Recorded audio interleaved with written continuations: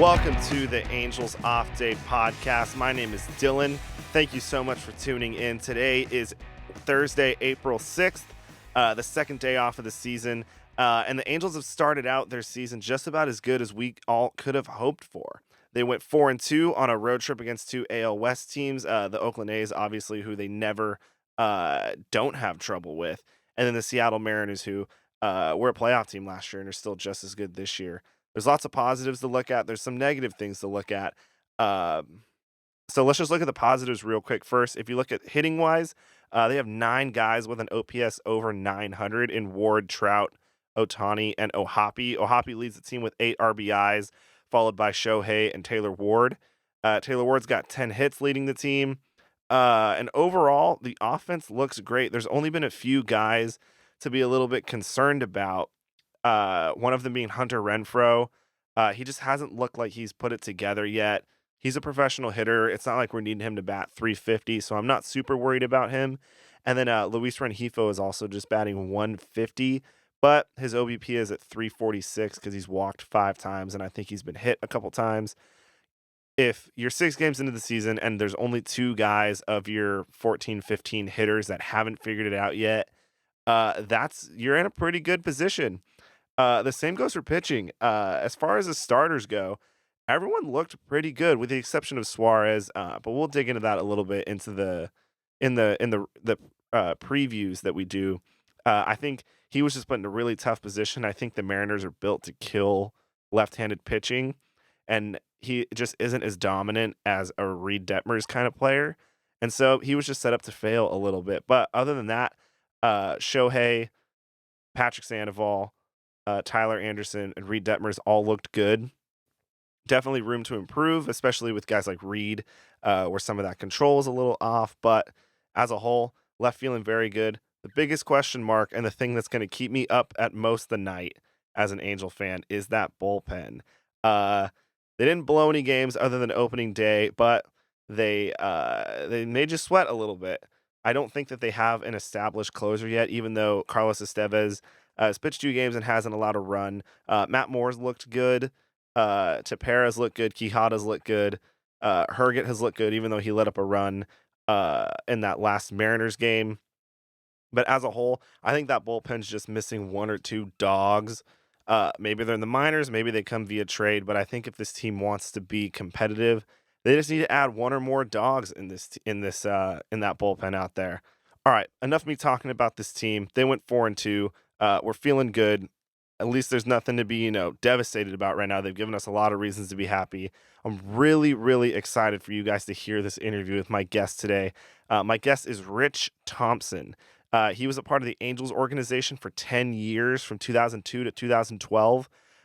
He was a relief pitcher. He pitched on some awesome minor league teams that he talks about. We get to talk about just his journey to the big leagues. He was an Olympian for Australia that won a silver medal. And then he just fills us in on some fun stories with the Angels. And he was on those 2008, 2009 teams that were in the playoffs, those 2010, 2011 teams that didn't make the playoffs.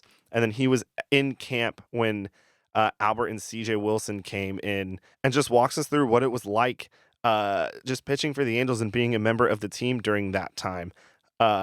Great guy, great conversation with him. And I hope you enjoy it. So here's my conversation with Rich Thompson. Also, just as an editor's note, wanted to throw this in here. The audio is a little bit rough on my microphone in this interview.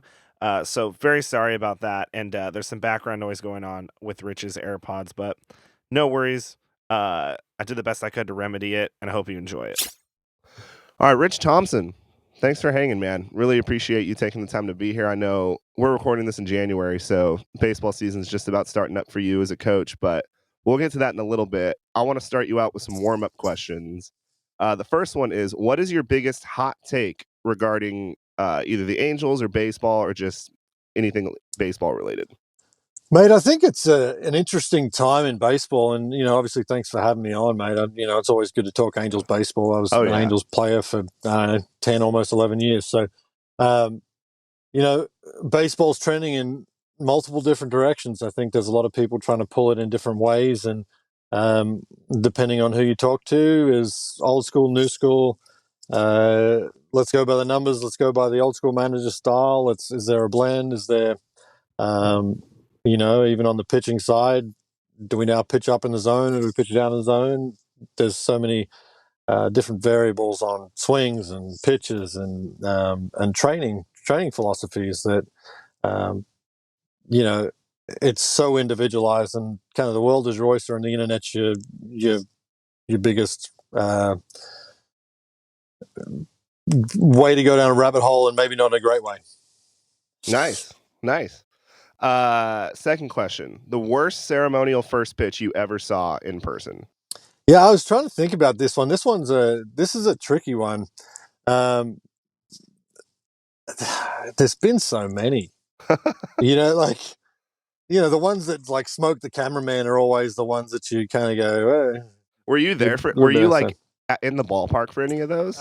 No, I don't believe I was, but there's definitely some where you cringe and go, mate, you maybe should have practiced a little bit or had a little warm up on the side. Yeah, that's awesome. And then the last one: is there an ejection, whether it's of Soch or a player or something? What's the funniest ejection you've ever been on the field for? There was one where Torrey got ejected that was pretty good.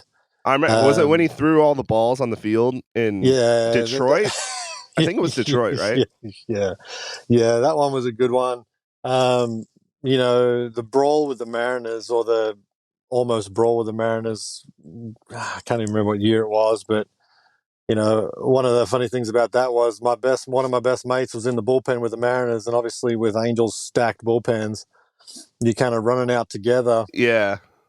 And then you get to the pile and you go, and you're almost running right next to the guy. You're like, should we start throwing hands out here, or do we wait till we get out on the field? So, was that Roland Smith? Yeah, it was Roland from Smith, Australia. Yeah.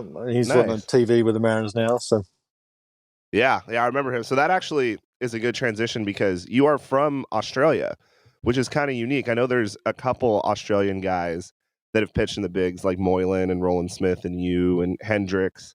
But kind of take me through the beginning of your baseball journey in Australia, kind of up until when you signed with the Angels. Yeah, Australian baseball during my childhood was amazing. In the fact that there was a really good pipeline. The government was putting in a bunch of money in the fact that Australian sports were gearing up for 2000 Olympics. Mm-hmm. And I was just fortunate enough to be right in the sweet spot of when the government was throwing a bunch of money at all sports that were going to be in the Olympics. Baseball being one of those. So there was massive development. We had statewide institutes of sport, which was all the best athletes got to come train and practice with the highest level athletes in the state. And I got selected for that about 14 years old. Wow. And that was, kind of really where it was like, okay, I'm working with guys that are already signed. I'm working with college guys at 14, 15 and facing them on the mound or even facing them in the box. They'd kind of sort of put me on the fast track, which was a good thing for Roland Smith, Trent Olchin. We had a great, and maybe even 10, 12 guys right there that ended up getting a little bit of a taste throughout those 5 or 6 years that, and it was really because of how much money the government was spending on sports and trying to look good at the Olympics. Yeah. So do you think that kind of led to that influx of specifically pitchers? It seemed like, I'm sure there's some position guys that got pretty far in pro ball, but the ones that come to the top of my head are Rich Thompson, Peter Moylan, throwing 99 from a sidearm slot, Roland Smith, Hendricks. Do you think why do you think that it's so pitcher heavy? I do have a theory. I do have a theory about this, is that if you look at all those guys, they are a little bit bigger. They match up a little bit bigger against the American guys that are also, are usually a larger guy. I went with my assistant coach of the ABCA last week, and all the guys that I ran into, He's like, man, why all these guys that you played with are big, you know? Obviously, physical structure is part of it. I was really a little guy in the grand scheme of things. However, on the Australian side, we grow up playing backyard cricket, and we all grow up trying to spin the cricket ball like Shane Warne, right? So I think at that initial piece, if you look back at all the guys that ended up making it, they had good breaking balls. And I do kind of attribute that to them learning to spin a ball as a child.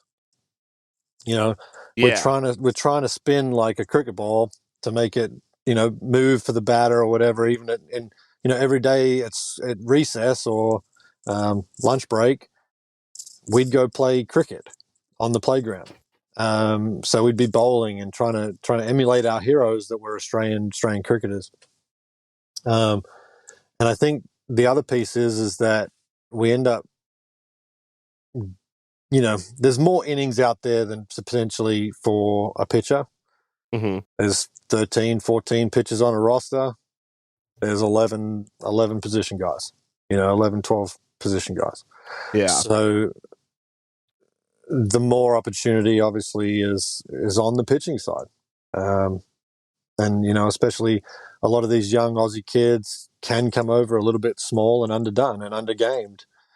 We talk about this a lot, actually. I talk to home, and so it's like, how do we increase games? I know 10U teams playing 90 games right now, and it's like those kids haven't played 90 games in their whole career at home. So it's just going to blow their arms out. That and 100%. Like, it's not that I agree with it or anything like that, but it's like all these Australian high school kids have played, let's say, 20, 40 games. How many times did they see, let's say, 90 miles an hour? Yeah. The quality of arms that they're seeing is probably not as high. So when they get here, there is an adjustment. Hopefully those kids get the chance to outlive the adjustment, and not be in and out within 2 years. So, side tangent real quick. I don't know how much you pay attention to American football, but basically, I would say 1 out of 3 college teams in Division I right now have an Australian punter. What's led? Do you know what's led to the huge influx of specifically punting for guys from Australia? Yeah, like 100%. So this kind of comes back to Australian kids learn to spin a cricket ball in the fact that we have a game called Aussie Rules Football. It's you kick to a place and to a guy that's running on the move at full tilt, 20, 30 miles an hour, and you've got to hit that guy on the run with a kick. Oh, wow. So, if your listeners, please Google Australian Rules Football and watch it. It's like aerial ping pong is really what they call it. It's like basketball mixed with wrestling, mixed with, American football, mixed with all these sports. That's awesome. And these guys can kick the ball 60, 70 yards and hit a target, hit a 5-foot target. So like you can imagine how successful that is on an American football field. Hey man, I need you to kick it to the 20-yard line, or I need you to kick it to the end zone. I need you to kick it. This is exactly where I need you to kick it. Just put it on the money for me and give my guys enough time to get there. Wow. What an awesome, full circle. If you have even kind of a leg, you've been basically trying to down it inside the 20 your whole life at recess and stuff like that. That's awesome. Yeah, I mean, we learned, if you are an Aussie Rules football player, you can kick a ball, into a trash can from 50 yards. It's kind of is what they're doing. So is that a recess game, or is that high schools have Aussie Rules football teams? This is a professional sport in Australia. It's one of the big sports, and it depends on where you live in the country, right? So Aussie Rules is really Victoria, South Australia, Perth dominant. If you live in New South Wales, is starting to get that way. It's kind of, depending, like East Coast, Brisbane, New South Wales is really rugby league heavy. Everyone plays rugby union. And all these sports are probably gibberish, but there's a professional sports league for each of these. And the MCG at the grand final fills 100,000 seats for the Aussie Rules Springer final. Wow. It's massive. So if you ever watched ESPN in the middle of the night, they used to run it on ESPN in the middle of the night. Oh, really? Yeah. Man, I want to watch, because there's some sports now that I'm like, how is that a sport?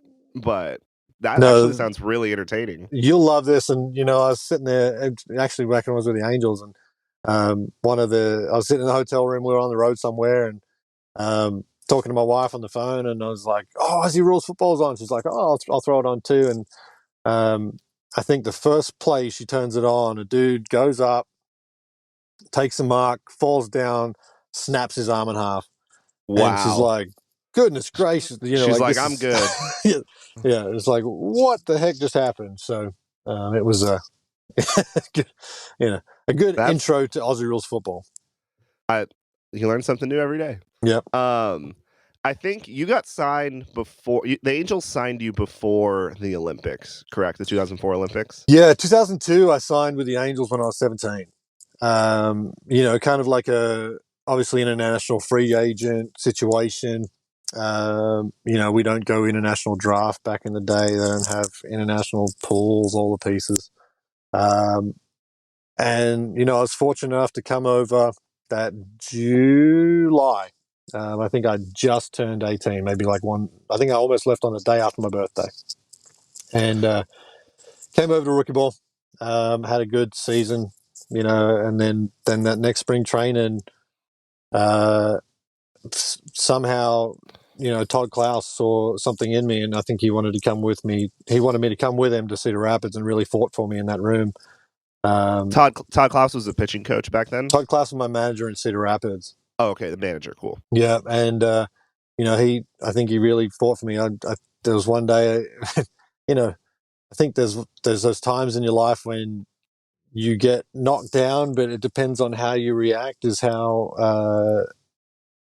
is how it perceives, right? Mm-hmm. So, and obviously the coaching staff's looking at how you end up dealing with adversity. So that day, I was going out to pitch, but that morning they posted extended rosters.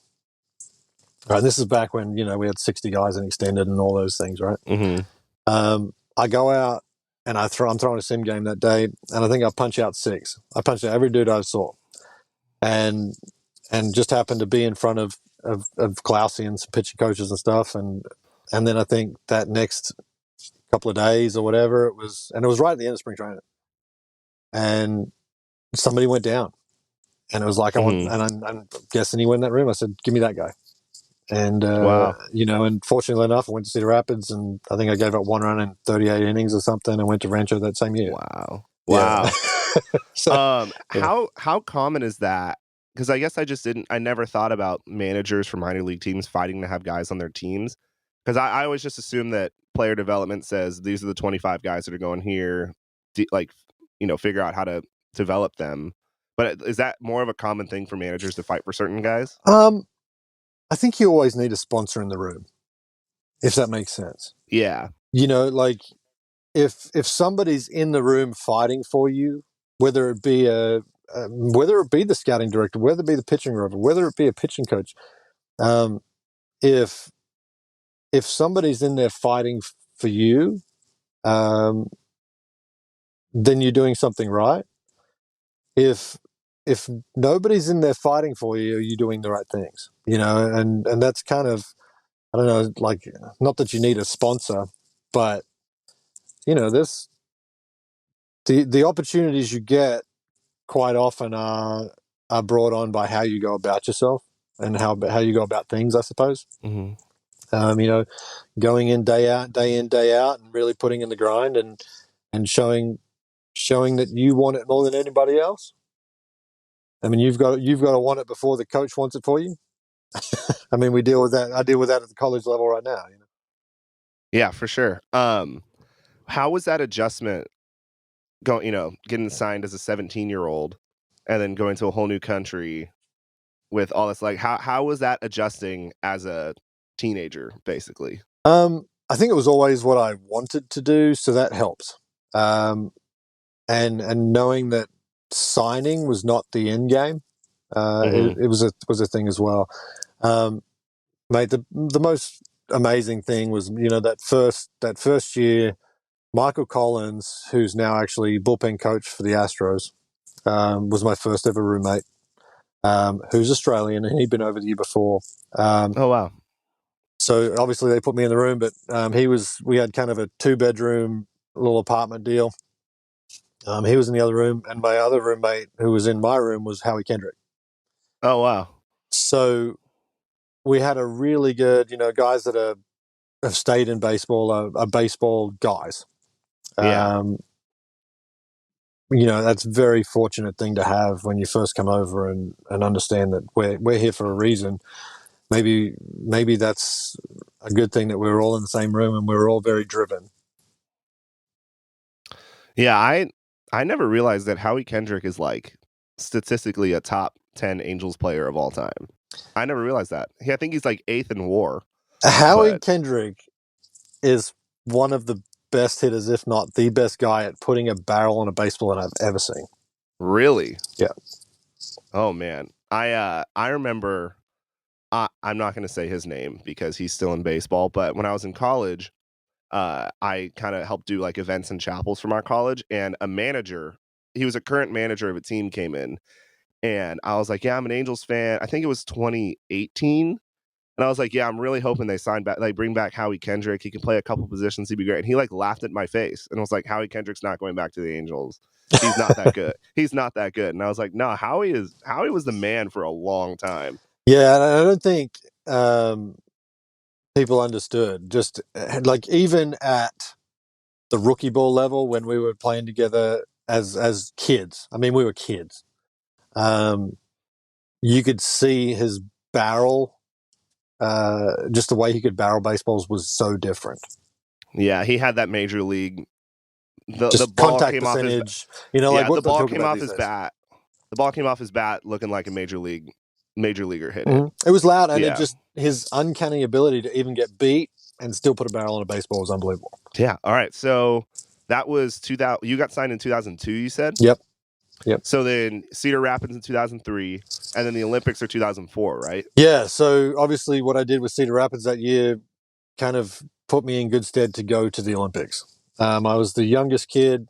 I was the youngest guy on that team that ended up winning the silver medal in the Olympics, and we beat Daisuke Matsuzaka to go to the gold medal game and beat him 1-0 with a team full of dudes that work regular jobs during the week and a bunch of minor leaguers and a couple of ex-big leaguers.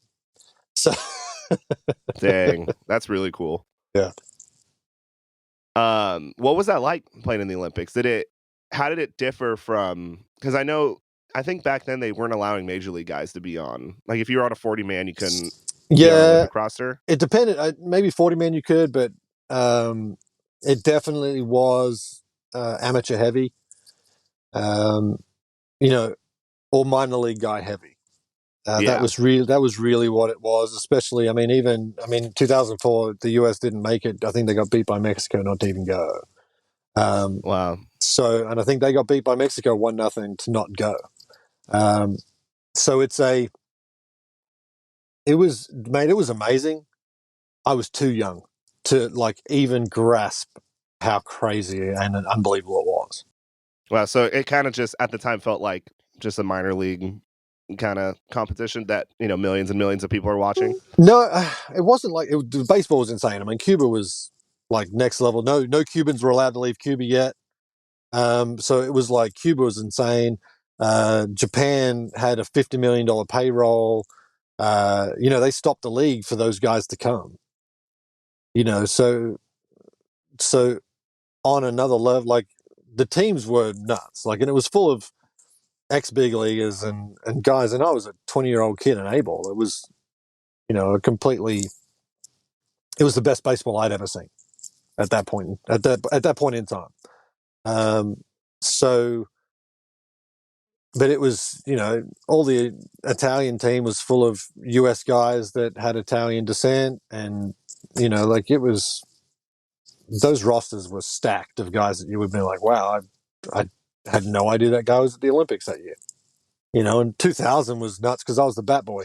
So in 2000, and so I was the bat boy at the gold medal game in 2000 with Cuba in the US, and and got to watch that, and then got to compete 4 years later, and then it was probably good in the fact that I'd seen how the Olympics went and kind of understood it from a volunteer's perspective and been around the baseball side. But it maybe wasn't as eye-opening as it should have been, or crazy. Yeah. I mean, how do you know in the moment, You just numb for 3 weeks, man. Yeah, right. So then that was in the summer. So were you at Rancho still? Yeah. And then came back and the Angels were cool with you taking that time to go pitch in the Olympics. Yeah, I mean, I think it was a situation where it was like, this is so life-changing. He's going to go get innings over there that is, at a higher level than he's even here. Let's see how he does. Let's see what he can do on a scale that's, really great. Nick Kempton was another Australian that was on that team. He was at the Angels and Rancho at the same time, and it was cool. We came back to the season with about, I don't know, a week or two left, and got to show off medals, and it was a really cool experience. That's really cool. So then walk me through, the day you get back into Rancho from the Olympics to then getting the call to the big leagues. Man, it was crazy. Like, so I kept getting starter, reliever, let's see what we can do with this guy. And it kind of, so I kind of had a little lull there where it was like, okay, you're going to be starter. Like, let's see how you go. Let's change some mechanical things. And then, and it just wasn't working. I was giving up. I had 4.5 ERA, just wasn't really dominating the competition like I had previously. At the end of 2006, I ended up going to this place in Phoenix called Fisher Sports, and he was kind of on the cusp of this new age training or baseball specific training for athletes, for baseball players. I was strong, but didn't really understand how to practice and train like a baseball player in the gym. Go home that off season, do his program religiously, and kind of really buy into how to lift like a baseball player. That next season, I came back 95, 96, up to 98, and I was probably 92, 94, maybe 94 at the most, but I was really living 90 to 93. And then I went Rancho, AA, big leagues, AAA big leagues. Basically, actually, I started and extended because I had a little bit of shoulder discomfort. Started the season about a week late, went to Rancho, threw a couple of innings, went to Arkansas, threw a half, went to the Futures game. Oh, wow. Then got promoted to AAA, and then September, and this is how, I guess, clueless I was about the whole situation. I wasn't even close to thinking I was going to the big leagues prior to that season, or even thought it was like on the cards in the next year or so. And I didn't even know I honestly didn't even think about the fact that they expanded rosters on September 1st. And that it would even be possible that I would get called up. So that night, I guess August, like the end of August, they call me and Jason Bolger in and say, hey, congrats, guys, you're going to the big leagues tomorrow. Wow. And, wait, what? Like, and I'm calling everybody from home, and they're awake because it's now, 18 hours ahead or whatever they are. Didn't sleep a lick, and we've got the Rangers day game at 1:00 that next day in Anaheim, and I think it was the 7th or 8th inning. I come in and get to pitch for the first time in the big leagues, and the whole thing was just that whole 24-hour period was just a blur. Oh yeah, so you get in the clubhouse. And I talked to Shane Lukes about this a little bit too, but who were kind of the leaders in that clubhouse and the guys who kind of took you, not even if it wasn't necessarily under their wing, but just kind of welcomed you and made you feel like, hey, I belong here, it's the bullpen guys, man. Like, we're kind of big family down there. We all hang out together for the whole 3 hours of the game, plus in the clubhouse, and Shields and Frankie, and we had, mate, that bullpen was nasty. It was there was just guys that knew how to get guys out down there. Obviously Frankie was Frankie, and Shields was, what was he, the Rolaids reliever of the decade? Yeah, I think he has like the fourth most holds of all time or something, and he only pitched for like 10 seasons. So yeah, and guys like that, when you can sit down there and talk to guys that have won a World Series, for starters. 2002 was the first year I was an Angel, and they won the World Series. So, you're watching Frankie and Lackey and all these guys win that World Series on TV, and now you're playing with them. And obviously being an Angels product from the beginning, it was definitely really nice to get to that point. Yeah, so then you get your September call-up, and 2007 was the first season that I started following baseball, and so that Red Sox series was a pretty big heartbreak for me. Were you on like some kind of taxi squad or anything like that in 2007, or were they like, "Hey, go back and develop in Arizona"? Pretty bad. I mean, I didn't pitch good enough. Oh, okay. Bottom line is I got to the big leagues and didn't pitch good enough. And honestly, I didn't understand how to pitch till about 2010, and really feel comfortable at the big league level. And that's it's different. What I could do in AAA and how I could pitch in AAA didn't play in the big leagues, and I needed to figure that out. 95 was 95, no matter, 95 felt like 88 to a lot of those guys, it seemed like, at that time. And, it didn't matter how hard you threw it if you were behind in the count. And that was the biggest thing I needed to learn as a pitcher. When I got to the big leagues, man, I had no idea how to pitch. What did the Angels do, whether good or bad, to kind of, because you're a coach now, so you obviously know a little bit about development. What did the Angels do to try to help you along that? And do you think they were taking a good approach with that? It was hard because if you had a bad game, you knew you were probably on the way down. So every opportunity you got, and that's every organization. It's not Angels, not anybody. It's how do you step into the game and really go lights out for long enough for them to trust you, to be okay with a stinker. Yeah, to be okay with a bad game. Yeah. Like you better get in there and you better throw, to a pretty good clip and straight away if you want to stay. And that's having that pressure was really hard. Of going, man, I better make every single pitch, and like, how do you concentrate on doing that? And the greatest thing that they did for me was they brought in Ken Revisa. So Ken Revisa was the premier baseball mind. Unfortunately, we lost Ken a few years ago, but he's still, his book is one of the premier baseball mental game books, and he, fortunately enough, was from Southern California. So he'd come in like almost once a homestand, and we'd talk, and he'd talk to a lot of players. But for them to have that person that could just kind of talk to you about how to deal with success, how to deal with failure, how to turn the page, how to give you tools to,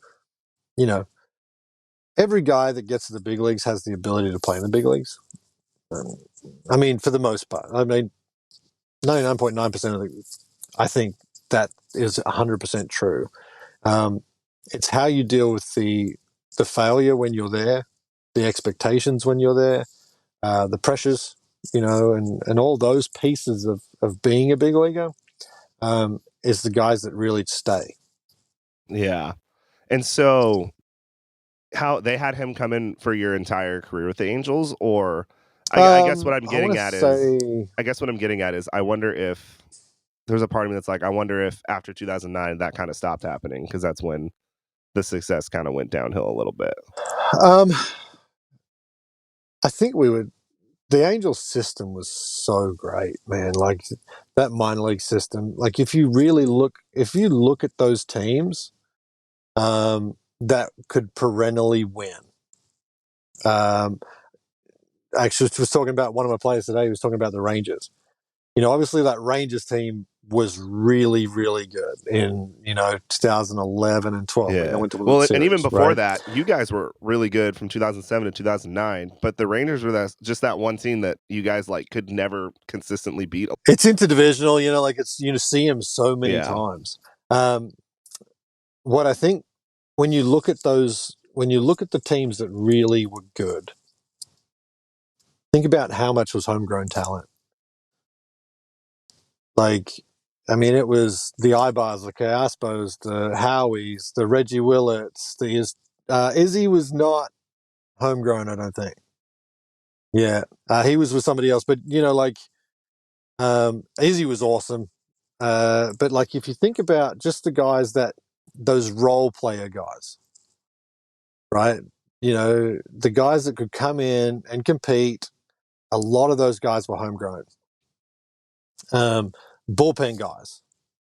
Frankie was homegrown. Lackey was homegrown. Weave was homegrown. Like the frontline starters were homegrown guys. The back end of the bullpen was all homegrown guys. And then those position guys that came in and made a difference. The ones that ended up being able to stick and stay and play in the big leagues, the Mathises and the Napolis and and the Bobby Wilsons and all these guys that were like ended up staying in the big leagues a long time, whether it not be with the Angels or not. I mean, that was what made them good. That those role player pieces, they had the superstars. They've always had the superstars, top end guys, right? But what do you fill those with on the 7, 8, 9 in your lineup? The guys that aren't on the big $1 million contracts. These guys that are rookies trying to get their way to the big leagues and becoming everyday big leaguers. Yeah, and I think that's been the Angels' problem. I don't know how much you still pay attention to the Angels, but no, I still do because the Angels paid me for the longest, so that's my thing. There you go. But the just the last, I don't know, since probably 2016, those 6, 7, 8, 9 hitters just aren't even replacement level players, and it's not much you can do with two guys that are great, and then the rest aren't very good. But I like the moves they've made this offseason. Yeah, and then like Mike Trout's homegrown. Yeah, so I do want to talk about that. So you were there in 2011 when he comes up. Yeah. Yep. What? Yep. So he comes. So everyone, it's the top prospect in baseball. Yeah. When he walks into the clubhouse, is it like, oh yeah, this is a guy, or did he just seem like kind of any other hardworking minor league guy? Both. It was funny because Peter Borges was my center fielder, right? So this dude could run down anything like a gazelle. And you watch Pete, and he ran differently to Trout. But their numbers were the same. Trout ran like a running back. Pete ran like a gazelle. So, and Pete saved my butt so many times. Like, Pete was my guy, right? And then, so we're sitting in the bullpen today. I remember this like it was yesterday. We're sitting in the bullpen one day. I'm talking to Steve Solis, who was our bullpen catcher, bullpen coach. And Trout's playing center field. And we're talking about, how good he's going to be. Okay? Like, man, he looks really freaking good right now. And it was like, yeah, Pete's really good too. And then he goes, Pete's 23, Trout's 19. 4 years ago, was Pete the same guy? Like, when you look at it from an age perspective and you went, holy cow, this kid's 19. And you're thinking, man, he looks like a 23-year-old, 24-year-old already. Just size, structure, presence, all those things. It's like coming up to the big leagues, he's different. instantly. You know, it's different. You're 19. Like most guys aren't even in rookie ball at 19. I mean, I remember being 19. I was an idiot at 19. I couldn't imagine. I couldn't imagine playing in the bigs. Is that why you think he kind of latched on? Like the reports, he latched on to Torrey, and then and later on to Albert. Yeah. Obviously, 2008, 2009, there was kind of a mass exodus of that homegrown talent. K-Rod left, Figgy left, Lackey left, Vlad left. Did that clubhouse in 2010, 2011 kind of become Torrey's clubhouse? 100%. I mean, I think, Torrey's a character, and he's funny, and, always that, I guess, spark, right? Yeah. The most amazing clubhouse guy you've ever met in your life on that side. So I don't know if it was probably already his clubhouse when he first came, for the most part. I mean, obviously, Lack controlled the pitches and Torrey controlled everybody. That's awesome. Yeah. Are there what do you think the differences were between those, let's just say 2008, 2009 teams and the 2010, 2011 teams, and why those two teams might have missed the playoffs? I think, just those couple little pieces. And what did we miss the playoffs by? Like a game? Yeah, it wasn't like you're not winning 60 games like the Angels have been recently. But no, it was we might have got beat by one or two games, and I think it was the fact that it was one game in May ends up costing you at the end of the year, and that's how close it is, and that's how close that division was. The A's were always really good. The Rangers were always really good. There was obviously a four-team division then too, and one wild card, and only one wild card. Yeah. So you had to win. So the magic number was, I think, 92. Like if you could win 92 games, you're almost in. Like that was kind of what we talked about. It was 92 games. If you get 92, you're probably in. Whether that fluctuates one or two games, but if you're close right there, that's probably what you were going to qualify into the playoffs as. I don't know what the numbers are now, but 92 games is a lot of games. That's a lot of ball games to win. A lot of things where things don't go. A lot of games where things don't go wrong. Well, 100%, and you got to outlast the rest, right? Yeah. And I think there was also a few injuries to two big name guys. I mean, kind of like it is now, right? Is that how much better could we be if we still had Rendon on the field every day? Mm-hmm. I mean, and Albert unfortunately went through his times where he wasn't 100% healthy, and that's to be able to be healthy for such a long period of time as a baseball player, with as hard as their schedules are, is insanely difficult. And sometimes it's luck. Like somebody runs into a wall and they break a leg or break a foot, or even just break a finger, how much that can change your swing. Well, yeah, like Taylor Ward, hurt his shoulder last season, and I mean he was going to be an all-star. So Taylor Ward stays healthy all year. We good? I mean, it's a lot closer. I think we maybe make a deadline deal, or in the conversation to make a deadline deal. Absolutely. So you were still with the team spring training 2012, right? Yep, I was. So, you missed the playoffs 2 straight years, and you guys go sign Albert Pujols and CJ Wilson. And, however people feel about that, I don't tolerate CJ Wilson slander, but however people feel about that, what's that spring training vibe like when not only does probably the greatest right-handed hitter of all time come in, but then it's like ownership is committed to getting guys that are going to help us get over that hump. What was that vibe like on the team? I think there was a lot of excitement at that time.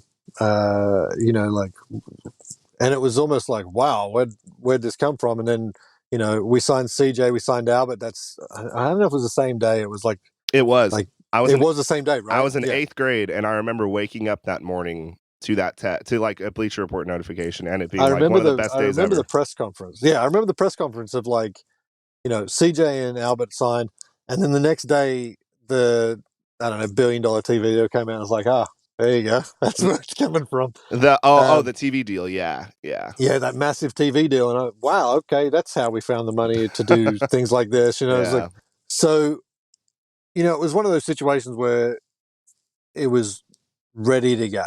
Like it was 100%. Like that's where they're throwing the money in it. Obviously, a new GM, Jerry DiPoto, took over the team that off season. So it was an interesting time in Angel baseball of wow, we're really going to have a run at it. Mm-hmm. And then I think it just fizzled out, didn't it? Yeah, it's just. I mean, I got designated maybe a couple of weeks into the season, unfortunately, after having a bad one in Minnesota. After feeling like I'd kind of just figured out how to stay in the big leagues. Turns out I needed a back fusion. But yeah. So it was kind of an interesting thing for me, especially watching from the outside. I ended up being with the A's. So, I was in a rival uniform. So I want to ask one question about the A's. Obviously, Scioscia, super successful manager, and Baumel, super successful manager. What are the differences between those two guys? Because they both have success, but I would imagine that they're pretty different dudes. Not so much. Really? Okay.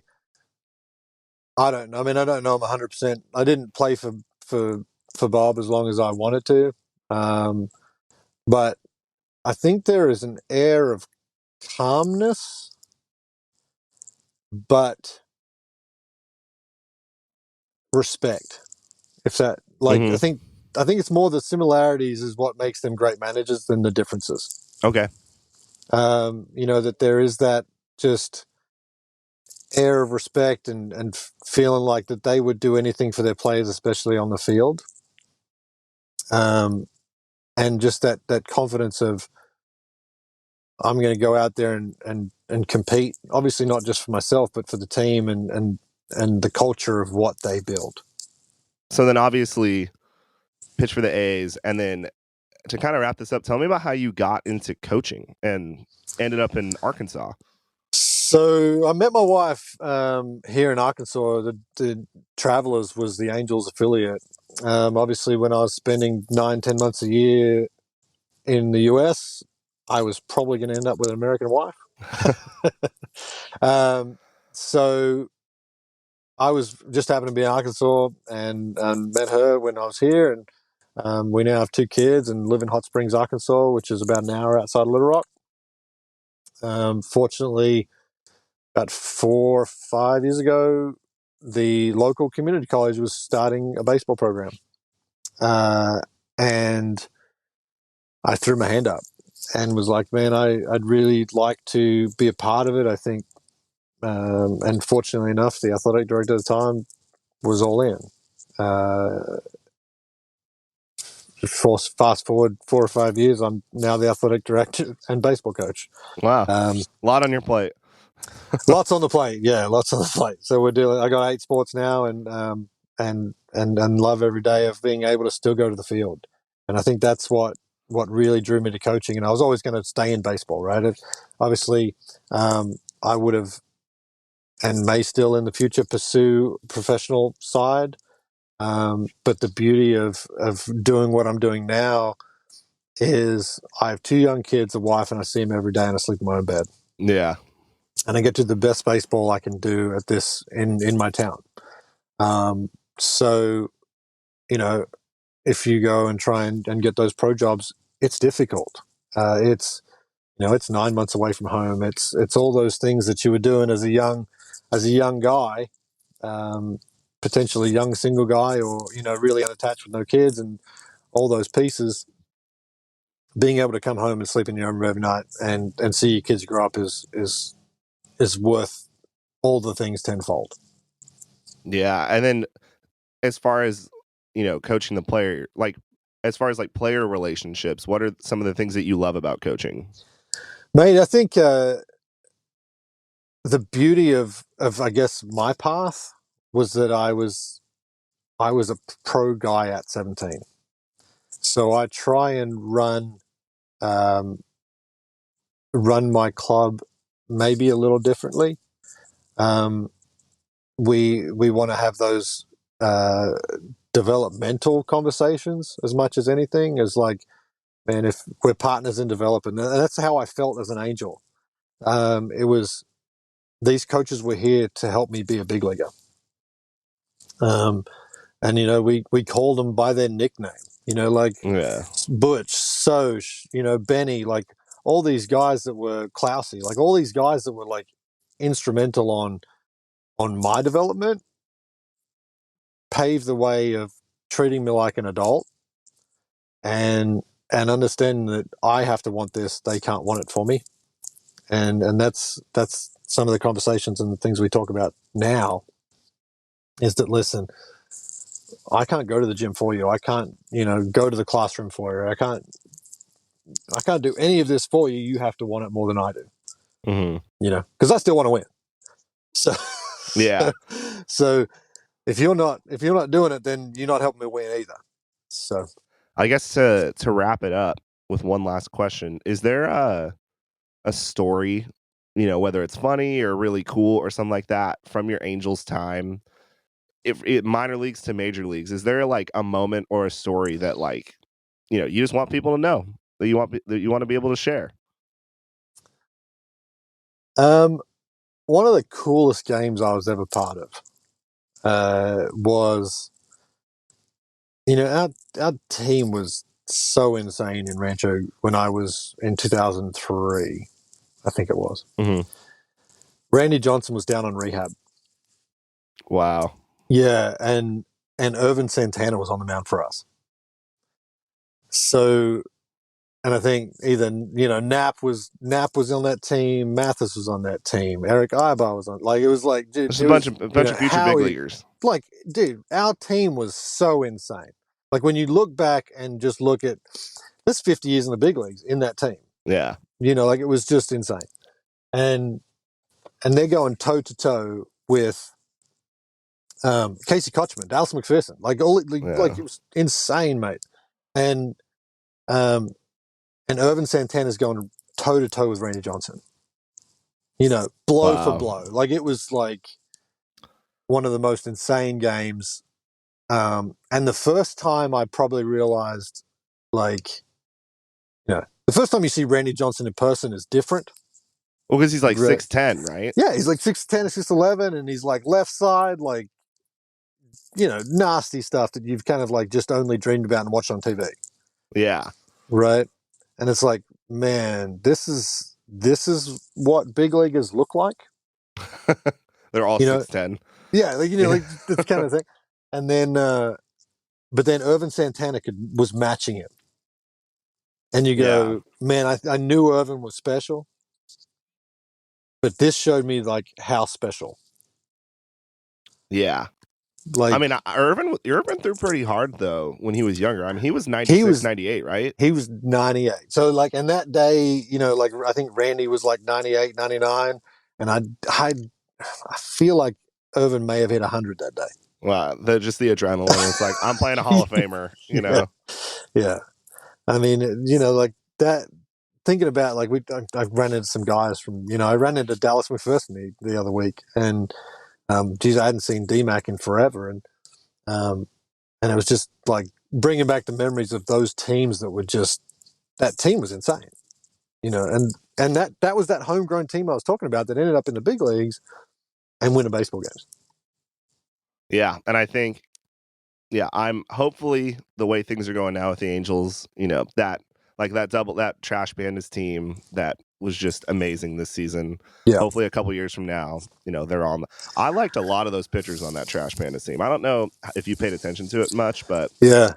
I think I haven't got to see those guys because the beauty of being in Arkansas, I used to go and be able to see some of the Angels guys. Yeah. And still see friends coming through. That's like that the system. And now they're the Mariners, so it kind of changed that a little bit. But yeah, they had 3 or 4 pitchers on that, 3 or 4 relievers, who it's like those guys could probably be pitching in the big leagues in 23. So yeah, lefty Eric Torres, he had like a 1.9 ERA or something. Luke Murphy throws 97, and then Ben Joyce obviously is like 104. it's So, insane. Yeah, yeah. So when he got drafted, there was a part of me that was like, just put 104 in the bigs right now. Does it play? Yeah, Yeah, but yeah. I mean, yeah. would you say that development time is important, or are you kind of like, let's see what 104 looks like in the bigs? You know? Yes and no. I mean, it's you trying not to pay him yet, right? Yeah. You're not going to waste waste his year on 60 win game, 60 wins that season. Yeah, which I hate that that's a thing. I'd rather just let's just do whatever we can and develop and win. And no, but I mean, it's obviously the fan side, the business side is so different. yeah, so that's why I'm doing a podcast. And it may be, like we're looking at the future. Okay, so that Trash Pandas team, you go, okay, there's 4 or 5 guys that are now going to be that homegrown talent that in 2 years we look back and hopefully we've still got Trout, Shohei, and all the pieces. Yeah, that you go, this is why we were patient. Yeah, hopefully Shohei. We're recording this in January, and I hope by the time this comes out in April that there's an extension on the table. But you never know. No, that's it. And maybe we win. Maybe the Angels win some baseball games, and then he's like, "Yes, I'm in." Right. Rich, thanks so much, man. I really appreciate it and taking some time out of your day to talk. And yeah, go Halos. Absolutely, mate. Let's hope they can do some good things this year. Man, what a fun conversation. It's always so cool hearing that former Angels are still big Angels fans. And I wish I would have recorded what we got to talk about after. We literally just sat and talked for 30 minutes or something like that. Just about the Angels and how much we love the team and how much we want them to succeed. So big Rich Thompson fan. Rich, if you're listening, thank you so much for just taking the time to talk to me. Super excited about next week's interview. It's my favorite interview that I've done as a podcaster. And if you're an Angels fan, you don't want to miss it next week. All right, let's get into our previews for the next 6 games. All right, for the first 3 games of this 6-game homestand, they get the Toronto Blue Jays. Small sample size, obviously, but in 2023, if you look at the way that the Blue Jays hit against lefties, they've had 70 at-bats, 22 hits, and have scored 8 runs. So 8 runs in 4 games. Obviously, that's not including lefty relievers and stuff like that, but they're batting .314 against lefties this year compared to .282 versus righties. So big offensive team. We're going 3 lefties this week. We get Sandoval, Anderson, and Detmers. So if there were 3 guys that I'd want that are not named Shohei, it'd be those 3 against the Blue Jays. They're a playoff team last year. On Friday, we got Patrick Sandoval going. And the Blue Jays haven't really faced him. Matt Chapman's faced him 7 times in 11 plate appearances. He's walked 4 times, struck out in 3 of them, and he has not gotten a hit in 7 at-bats. The next most plate appearance is Kevin Kiermaier, who's 0 for 4. I doubt he plays that day. George Springer is 1 for 7 against him. But the Blue Jays haven't seen a whole lot of Patrick Sandoval, which I think is going to end up working in our favor for that home opener. And I was so excited for the home opener. I bought my tickets to it. My wife and I are going. And then my day kind of got ruined because I saw who is pitching against them. It is Chris Bassett, which if you have followed this team for the last couple years, it seems like Chris Bassett always threw for the A's against the Angels, and the Angels never even came close to beating him. But if you look at their stats against him, I'm confused because David Fletcher is 8 for 21 against him. Mike Trout's 7 for 17, which is good for a .412 batting average against him. Gio Urshela obviously hasn't been on the Angels, but he's 4 for 9 against him. Taylor Ward's 0 for 4. Renfro's 0 for 5. Shohei's 4 for 22, which is a 182 batting average, 9 Ks, 1 home run. The Angels historically have never been able to figure Chris Bassett out. But, Obviously Trout sees the ball well against him. Fletch, I don't know if he's going to play, but he sees the ball well against him. I think with the home opener and Sandy on the mound, this one's a toss-up. It could kind of go either way. But if I had to pick right now, putting money on it, gun to my head, I think I'd go with the Angels, but I don't think it's a high-scoring game on either side. For Saturday's game, we get Jose Barrios against Tyler Anderson. Let's take a look at Tyler first. Looked great in his first start against the A's. Not a whole lot of Blue Jays have faced him in their career. Brandon Belt is 3 for 19 against him at a 158 batting average, but that's obviously a lefty on lefty type situation. George Springer's 0 for 3. Whit Merrifield's 2 for 6. Forgot that Whit Merrifield's on the Blue Jays. Matt Chapman's 0 for 3. Dalton Varsho is 3 for 4 against him with 2 RBIs. So, again, not a whole lot of looks at Tyler Anderson, but we know that they hit lefties hard. The matchup that I'm excited for is Jose Barrios against the Angels. He got roughed up in his first start. He lit up 8 earned runs in 5 2/3 innings pitched against the Kansas City Royals. And in his career, he has not pitched well against the Angels. Last season, on May 29th, he gave up 6 runs in 2 1/3 innings pitched. So obviously the Blue Jays won that game because they swept the Angels, and that's what catapulted the losing streak. But he has not fared well against them in his career. If you look at how the Angels have hit against him splits-wise, Shohei is 6 for 14 at a 429 clip with 3 home runs and 3 doubles. So his OPS is 1.815 against him. So 3 home runs in 14 at-bats. Look for Shohei to do some damage. Renjifo's 2 for 2. Hunter Renfroe's 2 for 5. Trout's 3 for 7. Urshela's 2 for 6. Taylor Ward's 1 for 3. Brandon Drury's 2 for 5. You look at the splits, there's a lot of 400s and 300s against him. So Fletcher's 1 for 10. Expect Fletcher to not play. But other than that, these Angels hit this guy hard. He's a great pitcher, but for some reason, he just struggles against the Angels. So this is a game I feel good about. I think Tyler Anderson will limit a lot of weak contact against this heavy right-handed lineup. Look for a win on Saturday. On Sunday, the day game, we got Reed Detmers against Yusei Kikuchi. The Angels have faced Kikuchi a lot from his days with the Mariners. If you look at the splits, David Fletcher, 7 for 16 against him. He might get the start in since it's a lefty on the mound. Shohei's 4 for 17, but obviously with those 2 home runs that, the high school teammates, they make a huge deal out of. Renjifo's 4 for 13. Trout is 6 for 14 at a 429 clip because, of course, he is. He's hit 2 home runs against him. And Taylor Ward is 5 for 4 against him. So they've hit him before. We know they can. I'm not worried about the offense getting going against him. As far as Reed Detmers, struggled a little bit, but was able to right the ship a little bit in his first start. He's only faced the Blue Jays once in his career, and that was on August 26th of last year. He went 5 1/3, 4 hits, no runs, 3 walks, 5 Ks. So obviously, a couple guys are 1 for 3 against him, but again, heavily left-handed lineup. But I think getting the different look of Tyler Anderson kind of being a more kind of not side, maybe more of a 3/4 arm, soft throwing lefty, limiting weak contact to Reed coming in, pumping 96 with that curveball and slider. I think it's going to be a good variation of looks against the Blue Jays. I feel good about this. This definitely could be one of those Sunday afternoon heartbreak games that we're so used to, but I'm feeling confident. I think they could come out of this. This Blue Jays series is a bit of a wild card for me. There's a chance that they come out of it with a sweep, especially if Friday goes well. But there's also a chance where they come out of it 1-2 or even 0-3. But if they somehow find a way to win this series, go 2-1 or 3-0, that would be good enough for me. On Monday, Tuesday, Wednesday, the Angels are playing the Washington Nationals. They are not off to a good start. They are 1-5 to start the season. Interesting, their batting splits, though. They've had 67 at-bats against lefties at a 373 clip.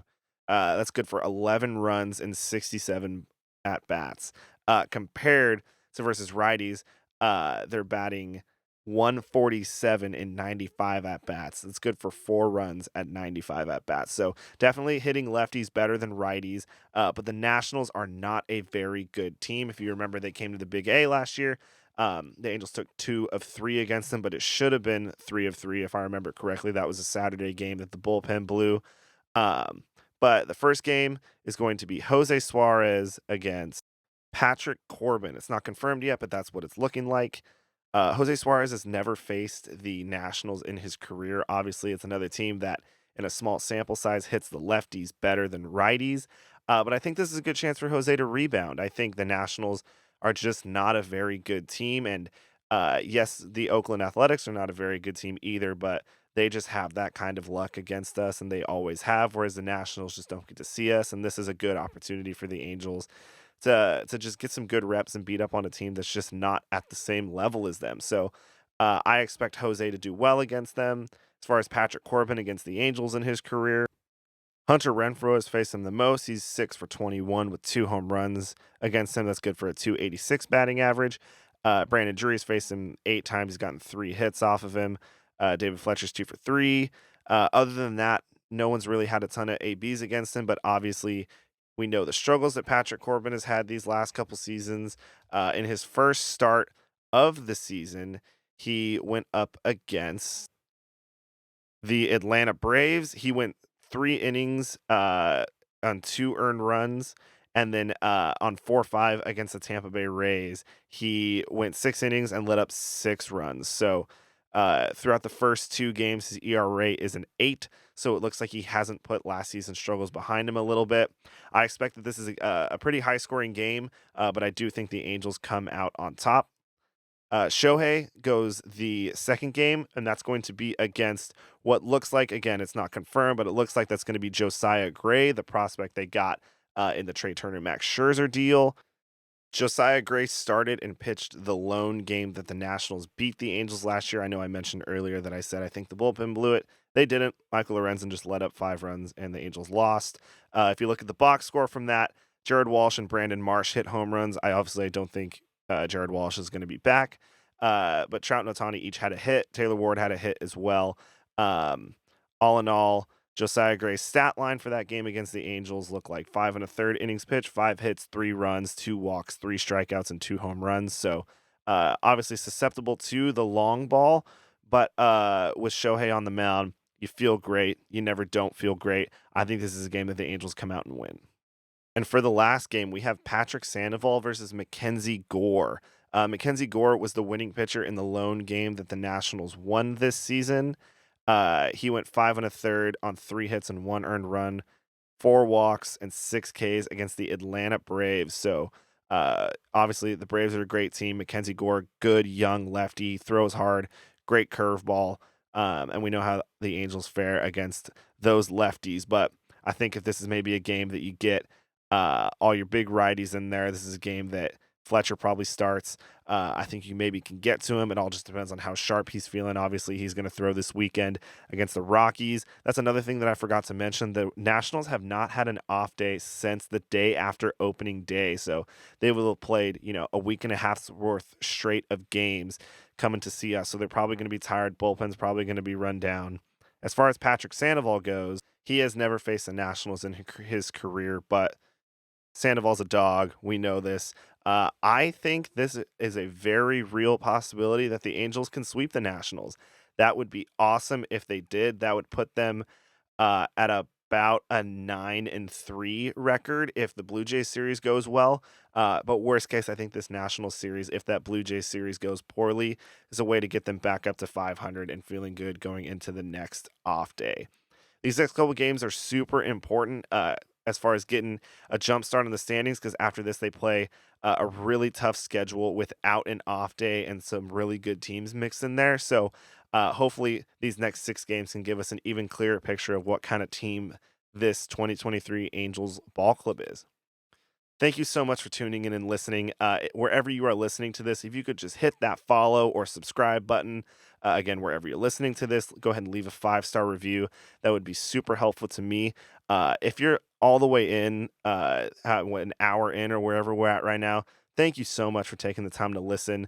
Like I said, next week, the interview is my favorite interview I've ever done. If you're an Angels fan, you have to listen to it. So make sure you're following me on Twitter at Angels Off Day Pod and whatever platform you're listening to this on.